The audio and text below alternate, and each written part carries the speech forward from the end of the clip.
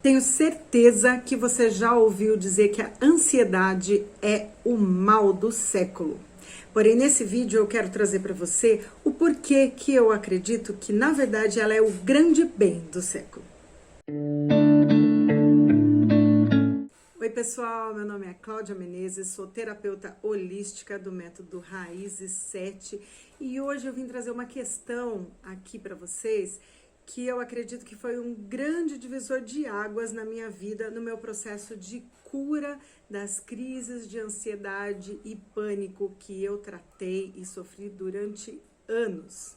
Durante muito tempo eu tive dificuldade de conseguir melhorar porque eu me sentia doente. Eu entendia que eu era uma vítima, que as crises de ansiedade, de pânico que eu estava passando, pelas quais eu estava passando naquele momento, vinham ali para me ferir, para me castigar de alguma forma. Eu buscava tentar até entender qual era o meu merecimento naquilo, o que eu estava fazendo para que aquilo acontecesse, ou o que o mundo estava fazendo contra mim para que eu sofresse tamanha dor. E foi quando, através de um grande processo de descoberta, de busca de terapias, de vídeos, de livros, de conversa com pessoas, que eu fui gradativamente entendendo que, pelo que eu estava passando, aquele processo todo estava ali para me beneficiar, para trazer uma melhoria para a minha vida. Aquilo tinha um propósito do bem. Maluco pensar isso, não é?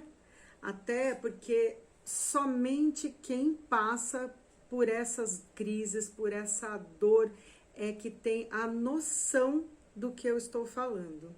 As crises de ansiedade, de pânico são tão profundas, tão intensas e tão reais que é praticamente inconcebível você escutar alguém falar que aquilo está ali para te beneficiar. No começo eu achei um absurdo quando eu ouvi algo do tipo que isso estava ali para me fazer algum bem. Porque quem sofre dessas crises sabe o quanto isso afeta a vida, a saúde, a sociedade, a família. Afeta de uma maneira tão profunda que você não tem a capacidade de entender que aquilo pode estar ali para um bem. Não é exagero dizer aqui que os sintomas são os piores possíveis e que somente quem passa por essa circunstância, por essa situação, é que sabe o quão doloroso e quão profundo é esse processo. Quando nós temos esses sintomas no nosso corpo, nós rapidamente queremos fazer qualquer coisa. A gente quer fazer de tudo para se livrar dos sintomas, porque são muito desagradáveis, para ser mais leve, para falar da maneira mais suave possível. Vou dizer que é desagradável, porque realmente é terrível. A gente só quer se livrar de tamanho desconforto. Então são muitas vezes taquicardias, são tremores pelo corpo, você tem situações que você tem uma despersonalização, uma desrealização, já não sabe muito bem quem é você, aonde você está, você tem dores no peito, falta de ar, um processo dores de estômago muitas vezes, dor de barriga, e você realmente tem a nítida sensação, praticamente a certeza de que você está morrendo. Antes da gente descobrir que se trata de uma crise de ansiedade ou uma crise de pânico, a gente realmente acha que nós estamos com uma doença grave, com algo acontecendo de muito sério que vai nos levar fatalmente à morte. Porque os sintomas nos deixam numa circunstância de vulnerabilidade muito grande. As sensações são totalmente incapacitantes. Com tudo isso acontecendo, rapidamente o nosso cérebro se conecta e detecta, ele entende que tem um inimigo à nossa frente, que precisa ser combatido de alguma forma, seja por remédio, seja por o que seja, que você conseguir na frente, você quer se livrar de alguma forma desse desconforto, desses sintomas, porque você entendeu que aquilo tá te matando. Este é, na verdade, o nosso grande erro. As crises de ansiedade estão lá para contribuir conosco. É isso mesmo. As crises de ansiedade são parte de um desequilíbrio emocional. Fica ali um patológico, um desequilíbrio patológico, com sensações muitas vezes de que você está doente. Esse é o grande erro. As crises de ansiedade patológicas com sensação de descontrole são parte de um desequilíbrio emocional. O grande ponto aí é que quando nós entramos em contato com isso, nós entramos em conflito com esse desequilíbrio, é como se nós estivéssemos nos agarrando a ele, não deixando com que ele passasse e fluísse pela nossa vida. É como se você se concentrasse completamente naqueles sintomas e eles se perpetuam a partir daí. Sabe aquela frase que a gente fala, o que você concentra aumenta? Exatamente o que acontece aí. Quando nós damos atenção demais aos nossos sintomas, eles têm a tendência de perpetuar, de permanecer em nós, ou de estar num ciclo que sempre se repete. E assim a gente reforça aquela situação desagradável pela qual nós estamos passando. Porque as crises de ansiedade vêm como uma forma de cura. Cláudia, não estou louca. Ela vem como uma forma de cura, de transformação. Por quê? Ela vem nos dizer que algo está errado na forma com que nós conduzimos a nossa vida, na forma com que nós concentramos os nossos pensamentos, como nós realizamos as nossas relações com as pessoas, com o trabalho. De uma maneira geral, a forma como nós enxergamos e estamos vivendo a nossa vida. Então, ela vem para nos mostrar, é um alerta, sabe? Quando acende aquele botão assim, é um alerta para dizer, você está indo para o caminho errado, você está pensando de maneira errada, você está se comportando de uma maneira equivocada de acordo com a sua essência. Não é errado de acordo com a sociedade, de acordo com o que o pai, a mãe falou, o padre, o bispo, alguém. É de acordo com aquilo que você sente. Aquilo que você sente está em desequilíbrio com aquilo que você pensa, de alguma forma, com aquilo que você faz. Nesse desequilíbrio é onde acontece a maior parte das desordens emocionais, de cunho psicológico ou psicossomático, porque traz também uma série de sintomas físicos pra gente. Quando a gente entende que as crises vêm de uma maneira extremamente desagradável, mas para nos dar a oportunidade de ressignificar os nossos traumas de infância, tirar padrões de comportamento inadequados, alterar crenças limitantes, todas essas circunstâncias que estão em nós e não nos servem mais. É como uma roupa que você usou durante muito tempo, esteve ok, mas agora está apertada, não te serve mais.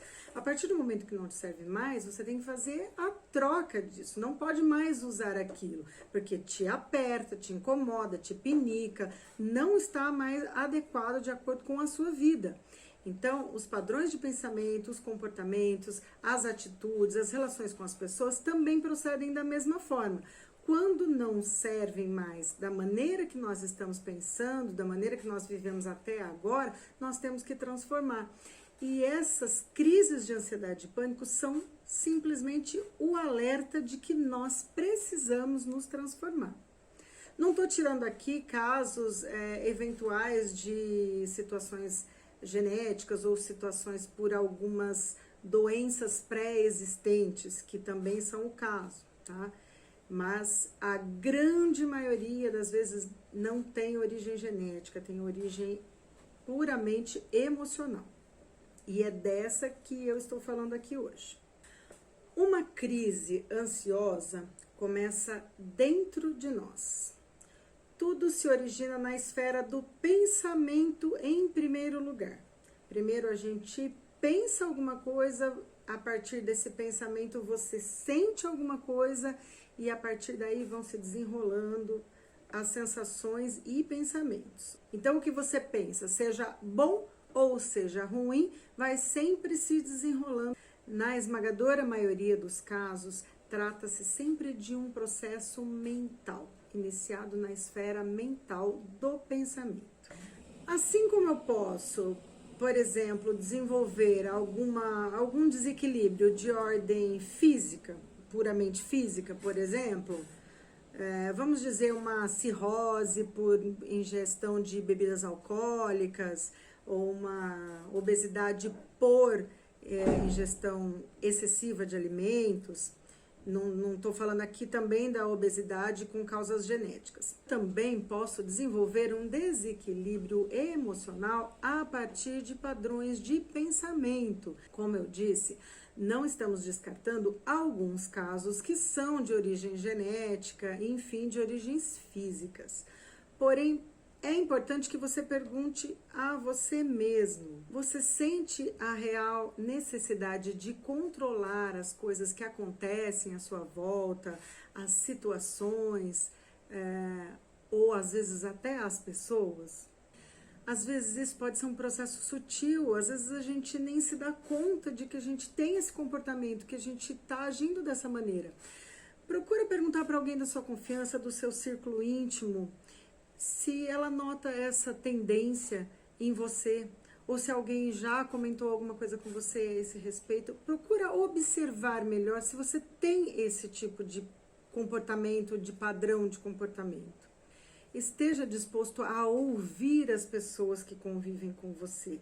Isso é muito importante. Pode parecer bastante desagradável, e eu falo, muitas vezes é mesmo, mas é importantíssimo para que você consiga perceber algumas coisas que só de fora as pessoas percebem. Assim como tem algumas que só aqui a gente percebe e as outras pessoas não, tem observações que vêm de fora e que a gente tem que aprender a ouvir. As críticas muitas vezes são para nossa melhoria. Claro que existem as críticas que são só para realmente afundar a pessoa, mas quando é para melhoria, é importante que a gente consiga prestar atenção e observar. Então, pergunte para alguém da sua confiança essa questão. A outra questão, perceba se você se cobra muito, se você é uma pessoa que está sempre achando que você está devendo, que você precisa fazer mais, que você precisa fazer melhor, que você tem que atender a todos, que você tem que agradar todo mundo, que você tem que dar conta de todas as situações. Perceba isso, é uma situação muito, muito importante. Se você é perfeccionista, se você não consegue delegar funções às pessoas porque você acha que simplesmente elas não vão fazer direito, elas não vão fazer como você faria, porque você tem uma visão melhor daquela situação e você consegue realizar um trabalho mais adequado. Perceba se você tem essa dificuldade de lidar com delegar tarefas, porque o outro não faria tão bem quanto você, ou porque você tem a necessidade de ver o todo da tarefa e não partilhar pedaços para cada pessoa. Observe também se você faz aquilo que você gosta, tanto no trabalho quanto nos seus hobbies, nos seus momentos de lazer, quando você está com a família. Perceba se você faz o que você gosta, e se você não faz o que você gosta, se você se cobra muito por isso, se você se cobra por não fazer o que gosta, se você se cobra por fazer algumas coisas, por deixar de fazer algumas coisas, perceba o nível de autocobrança que você tem com você mesmo. No meu caso, quando eu comecei a refletir a respeito disso, eu consegui perceber que eu precisaria, eu tinha um longo trabalho pela frente. Esse trabalho nunca acaba, mas eu tinha um passo muito grande para caminhar naquele momento. E um deles era referente à minha rigidez psicológica, à minha rigidez emocional, a minha autocobrança, o meu perfeccionismo. Nós temos um estigma, né? A gente até brinca quando as pessoas vão em entrevistas de emprego e falam assim, eu sou perfeccionista, como se isso fosse uma qualidade. Não, não é, gente. Aquela frase, é melhor feito do que perfeito, é muito válida. A pessoa perfeccionista, ela procrastina, ela tem uma autocobrança que deixa ela num estado de nervo muito grande. Então, não é uma grande qualidade. Você ser perfeccionista ao extremo não é. Você fazer as coisas de uma maneira direita é diferente de você trabalhar no perfeccionismo. Tá? Ninguém é perfeito, a gente tem que aceitar essa grande verdade. E para mim foi um passo muito, muito difícil, eu confesso para vocês. Acho que eu tinha uma síndrome de perfeição. Por mais que você sabe que você não é, você quer ser perfeito, você quer ser o melhor, você quer estar sendo aprovado por todas as pessoas o tempo todo. E isso é absolutamente impossível, e isso é doentio, isso adoece a gente. Esse tipo de pensamento não faz com que você evolua como ser humano, faz com que você tenha cada vez mais frustrações, porque perfeito a gente não vai ser. Você vai ser melhor do que ontem, pior que amanhã, assim esperamos, mas perfeito não chegaremos a essa condição. Então, essa aceitação também é extremamente importante nesse processo, para a gente conseguir viver a vida mais leve.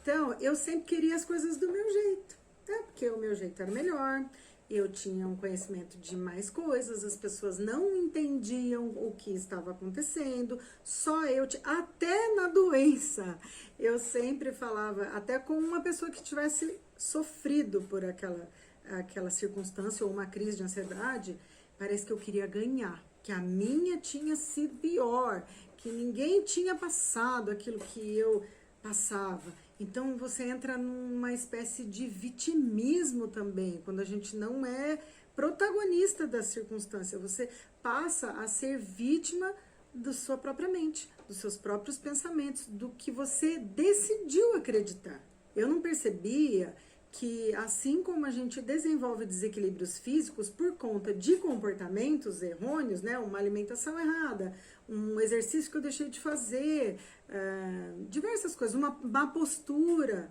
eu vou desenvolvendo um problema de coluna muitas vezes, eu não percebia que os meus comportamentos, pensamentos e situações emocionais também estavam causando esse desequilíbrio que estava refletindo no meu corpo. Então, o que eu pensava, acreditava e como eu me relacionava comigo e com as pessoas estava de fato me adoecendo. Quando as emoções, sentimentos estão em desacordo com o pensamento, a gente começa a ter esse desequilíbrio. E eu não percebia isso na minha vida. Não percebia que esses sintomas não eram uma doença, eram em si a minha cura. Eram um alerta, era simplesmente um processo pelo qual eu estava passando. Na verdade, era um grande renascimento. Aí você vai me dizer assim, ai, Cláudia, mas falar é fácil. Ai, muda padrão de pensamento. Ai, faz tal coisa, muda o jeito de encarar as coisas. É fácil fazer, eu vou me livrar para sempre das ansiedades. Não, eu sei que não é fácil. Não é nada fácil. Eu passei por anos por essa situação e a partir do momento que eu comecei a entender o que eu precisava fazer, foi o início de um processo. Então, seria fácil, entendi, eu preciso fazer isso, mudar esse padrão de pensamento e simplesmente acontece a mágica, uma virada de chave, maravilha. Seria ótimo se fosse assim, não é? Eu também acho. Porém, tudo na nossa vida é um processo, desde uma concepção de um filho, de plantar uma semente e aguardar que ela vire uma planta, uma árvore, enfim, e te dê frutos lá na frente. A construção de uma casa, que vem desde o alicerce, tudo na nossa vida são processos que têm etapas. Então, não existe uma chavezinha mágica que hoje eu tenho e amanhã não tenho mais. Eu mesmo esperava o quê? Esperava que tudo fosse absolutamente determinado, que alguém viesse e falasse assim, olha, esta é a cura para você, É isso, ó, enfia o dedo aqui nessa tomada e você tá curado. Ó, bebe essa poção mágica e você tá curada. Eu esperava que tivesse uma poção mágica, sim, porque eu não queria ter esse trabalho. Eu não queria passar por essa dor que era necessária naquele momento. Eu não compreendia todo esse processo. E as crises de ansiedade são, sim, um processo. Eu entendo a dificuldade. Acreditem vocês, para quem me conhece sabe, né, acompanhou muito uma parte do que eu vivi. Para quem não me conhece, eu passei muito tempo, muito ruim. Eu não conseguia levantar, e essa é uma dor assim muito profunda para mim. Eu não conseguia levantar de uma cadeira e pegar um prato de comida para dar para minha filha pequena. Eu não tinha essa condição, nem física, nem emocional. Eu não conseguia cuidar da minha própria filha. Eu não conseguia cuidar de mim. Eu não tinha vontade de tomar banho. Eu estava entrando num processo de depressão devido a tantas crises de ansiedade que se perpetuavam por dias. Não conseguia dormir, não conseguia comer. Eu passei uma semana sem dormir. Eu até hoje não acredito, não sei como isso aconteceu, mas aconteceu. Não conseguia comer, bebia água só. E foi assim, emagreci muito em poucos dias. Então, eu entendo sim, são dores horríveis, é a pior coisa. Eu cheguei a dizer que eu não desejava aquilo, nem para o meu pior inimigo. Não tenho inimigos assim, tá? Mas se tivesse, não desejaria para ninguém aquela dor, nem para uma pessoa ruim, de tão difícil que foi passar por isso. Então, eu sim entendo toda a dificuldade desse processo, mas eu falo para você, tenha esperança, não desista, porque é possível. Eu sou prova e tantas outras pessoas que eu conheço são provas de que isso é uma fase. Você não é ansioso, você está ansioso, está com uma crise, não tenha crise. Tira essa nomenclatura de possuir alguma coisa. Você apenas está. Estar é passageiro. Eu estou neste momento ansioso. Eu estou neste momento triste. Amanhã não estou mais. A partir do ponto que eu estava sofrendo com os sintomas, eu fui buscar, em primeiro lugar, uma ajuda médica para entender se aquilo que eu estava passando não se tratava de alguma condição física. Existem muitas doenças, até da tireoide, que tem sintomas muito parecidos com crises de ansiedade. Então, precisava verificar se não tinha distúrbios hormonais, se não tinha distúrbios cardiológicos, hormonais. Então, importantíssimo, se você está sentindo algum dos sintomas e ainda não foi diagnosticado efetivamente com uma coisa ou outra, procure um médico para que ele garanta que as coisas estejam bem e, se não estiverem, que você se trate daquilo que você está realmente sofrendo, ok? Então, a partir do momento que eu descobri que eu não tinha ali uma patologia física, uma desordem hormonal, uma desordem cardiológica, estava tudo bem com o coração, estava tudo bem com a cabeça, fiz tomografia, fiz um monte de exame, como a maior parte das pessoas que têm crises de ansiedade e pânico fazem, para descartar tudo, porque a primeira coisa que achamos é que realmente estamos com algo grave acontecendo. Fiz os meus exames e estava tudo bem com a minha saúde física.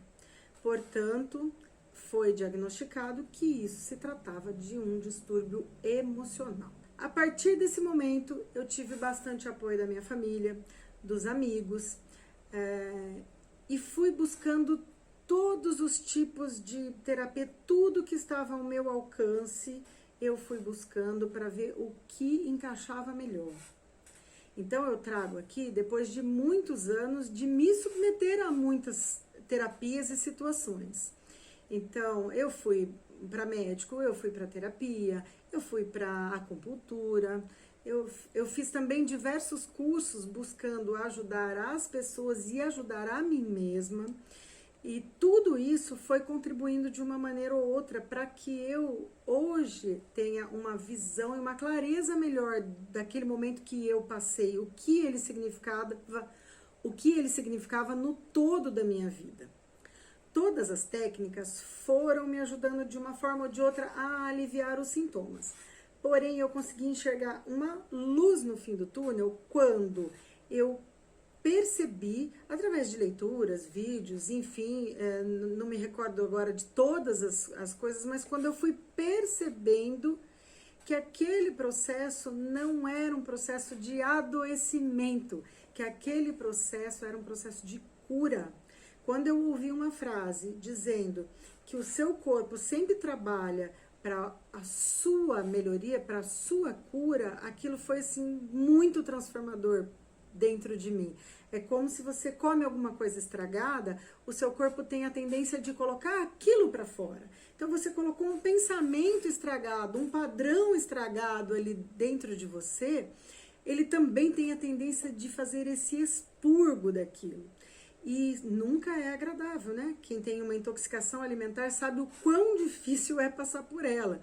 E o processo emocional também, de expurgo, também é bastante dolorido. Mas aí, a partir desse momento que eu entendi que era um processo de expurgo, que era um processo de transformação e de cura, foi a hora que eu comecei a caminhar realmente para, em direção à minha melhoria e diria até cura. Algumas pessoas têm a tendência de dizer que nós não temos cura para a ansiedade, e eu confirmo isso para vocês, por quê? Porque a ansiedade é um sentimento natural do ser humano. É como eu dizer aqui que você nunca mais vai sentir raiva, que você nunca mais vai sentir tristeza, ou que você nunca mais vai sentir alegria. Não existe isso, como você nunca mais vai sentir ansiedade. É normal do ser humano e ela é necessária para a nossa vida. Porém, aquela ansiedade patológica de crises, de você passar muito mal, você consegue detectar antes de que aquilo vire um bolo de sintomas e você não consiga mais entender e resolver aquilo que está se passando dentro de você. Então, quando você entende todo esse processo de cura, você evita com que aquelas crises venham. Elas não vêm mais, porque elas têm um papel. Quando você tem tá trazendo um padrão errado, elas vão expurgar. Se você não trouxer mais, elas não existem mais. Não existe mais a necessidade delas virem para expurgar nada, porque você não está mais alimentando de maneira errônea a sua mente, os seus padrões de pensamento, as suas relações. Então, quando está tudo bem, em plena harmonia, a crise não tem necessidade de acontecer. Mas quando você não está verdadeiramente disposto a fazer grandes transformações em você, porque muitas vezes nós usamos assim, mas eu sou muito ansioso por causa do meu chefe, por causa do meu filho, por causa do meu marido, por causa do vizinho, enfim, por causa de qualquer outra coisa. E as pessoas têm níveis diferentes de tolerância. Então, como elas têm níveis diferentes de tolerância à dor, elas têm níveis também diferentes de tolerância à ansiedade, à alegria. O que um acha engraçado, o outro não acha. Tem uns que vão gostar do vídeo, tem outros que não vão. É normal, as pessoas são diferentes. Algumas se abalam por determinada coisa que outras não são abaladas. E isso não tem nada a ver com fraqueza. As pessoas simplesmente foram feitas de maneiras diferentes, foram estruturadas de maneiras diferentes. Então, o que para uma é algo muito sério e que desestabiliza, para outra passa desapercebido. Então, veja bem, quando a gente ouve alguém, mas aquilo é frescura, é isso, precisa ocupar a cabeça. Não, não é isso, não é isso. As pessoas têm padrões diferentes de tolerância. Então, a gente precisa respeitar o padrão de cada um. E quando você está sofrendo com alguma situação, é porque, de alguma forma, você não está respeitando o seu padrão. E aquilo precisa ser transformado. E não adianta a gente jogar a responsabilidade sempre para o outro. Então, quando vem uma pessoa em terapia, muitas vezes, ela vai falar assim, mas eu vim aqui porque o meu relacionamento, né, o cônjuge não me compreende por causa disso. Não, você está aqui. Você veio se transformar. Não adianta eu dar um remédio para o outro esperando passar a minha dor de cabeça. Não adianta eu corrigir o outro. Eu preciso corrigir a minha maneira de ver. Pode ser que eu decida que aquele relacionamento não serve para mim. Ok, tudo bem. Pode ser que eu mude algum comportamento que aquilo se transforme. Mas nunca eu tenho que focar na mudança do outro. Sempre na minha mudança interna. E quando a gente não está verdadeiramente apto a mudar a nós mesmos, nós temos uma capacidade incrível de arrumarmos argumentos fortes, argumentos coerentes, concisos e muito bem embasados para dizer o porquê não daquilo. E isso faz com que nós permaneçamos num processo de desequilíbrio. A gente sempre arruma uma forma de validar aquilo que a gente pensa, para continuar daquela maneira. Eu falo com conhecimento de causa, sou uma pessoa extremamente argumentativa, consigo dar ali aquele nó para tentar dizer que a minha opinião, meu posicionamento está certo naquilo. E tive que quebrar muito isso, tive que ouvir, tive que engolir algumas coisas para poder me transformar, me deixar como uma pessoa mais flexível, mais ouvinte.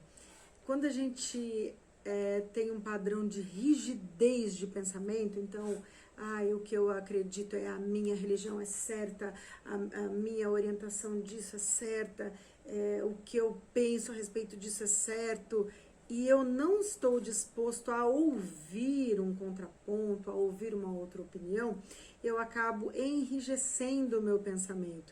E no enrijecer o meu pensamento, eu também faço isso muitas vezes com o meu corpo. Eu enrijeço músculos. Então, muitas vezes eu passo a ter dores homéricas no corpo, dores de cabeça, porque eu tenho um padrão de rigidez, de contratura, não só de pensamento, mas muscular também. E isso acaba ocasionando muitas vezes, além de dores, alguns processos que vão se desenvolvendo de uma maneira pior, porque vão trazendo, às vezes, insônia, então nenhum travesseiro tá bom, nenhum colchão tá bom, e você começa a ter uma rigidez física também.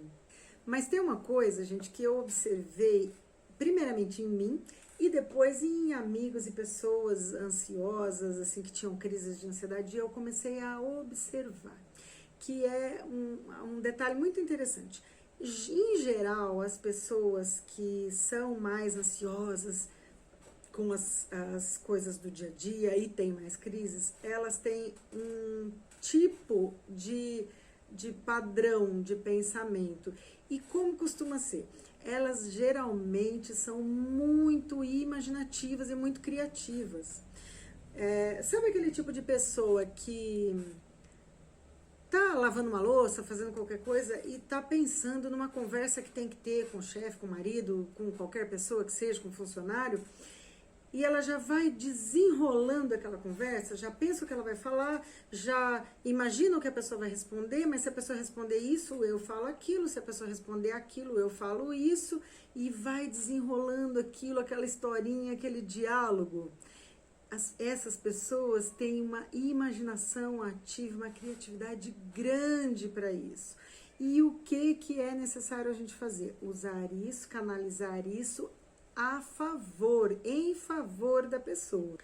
Porque geralmente essa historinha vai acontecendo na cabeça, então, eu vou para tal lugar, na praia, não sei o que, mas e se tiver chovendo, mas aí eu faço tal coisa, e se não tiver, e se der um raio, se inundar tudo.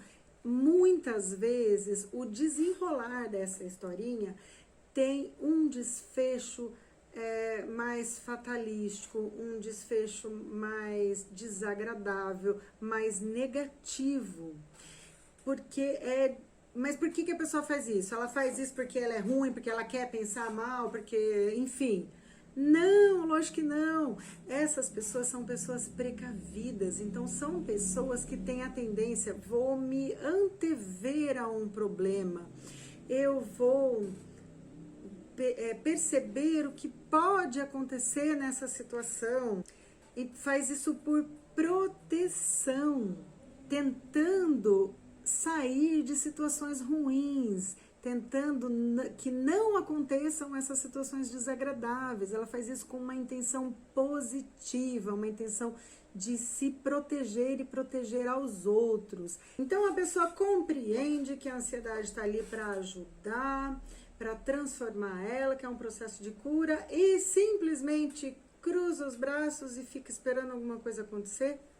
Não significa que a pessoa tenha que se conformar com essas crises de ansiedade, que aquilo vai fazer parte da vida dela para sempre. Não vai. Como eu falei, a crise vem porque ela está sendo necessária para expurgar algo, para te contar algo, para que você aprenda algo. A partir do momento que você não tem nada para expurgar, não tem nada ali para aprender em relação ao padrão de pensamento, tá? A gente sempre tem coisas a aprender. Ela não se faz mais necessária, como eu falei, do expurgar uma intoxicação. Se você não tem nada te fazendo mal, seu organismo não vai jogar nada para fora, porque não tem nada fazendo mal. Então, só joga se tem alguma coisa fazendo mal. E o que é fazendo mal, você tem que descobrir aquilo que está te fazendo para que você não faça. Então, se eu descubro que eu tenho uma alergia a determinada coisa que me faz pôr tudo para fora e eu continuo comendo aquilo, eu vou continuar tendo esse processo de colocar para fora, certo? Se eu não coloco mais para dentro aquilo, eu também não preciso mais eliminar aquilo porque não coloquei algo que me prejudica. Bom, talvez seja difícil aceitar que essas crises e sintomas tão desagradáveis estão aí para te fazer um bem, para transformar a vida. Realmente, eu nem vou dizer que talvez seja difícil. Eu sei que é difícil, sim, aceitar isso, porque foi um processo muito complicado para mim entender e conseguir deglutir isso para poder falar, nossa, mas não é possível que tamanha dor seja para o meu bem. Porém, eu queria deixar para você aqui alguns pequenos toques, para você que está passando por essa situação, nesse momento, com dificuldade. A partir do momento que você traz essa luz de que isso veio para um processo do bem, você já inicia seu processo de melhoria. A próxima vez que aparecerem os sintomas para você, é importante que você se lembre que estes sintomas não vêm para te matar. Se você já fez os seus exames, está tudo ok com seus exames clínicos, não vai ser uma crise de ansiedade, de pânico que vai matar você. Então, tenha isso em mente, mesmo no momento mais difícil da crise, pense sempre nisso. Isso não vai me matar, não vai debilitar a minha saúde. Segunda coisa, do mesmo jeito que a crise veio, ela vai embora. A partir do momento que você não se concentra nos seus sintomas, porque veio um padrão de pensamento, disparou a sua crise, algum gatilho. A partir daí você se concentra nos sintomas, pensa que vai morrer, pensa no sintoma, e aquilo começa a perpetuar e continuar nesse ciclo. Para você interromper isso, não dê bola para os sintomas.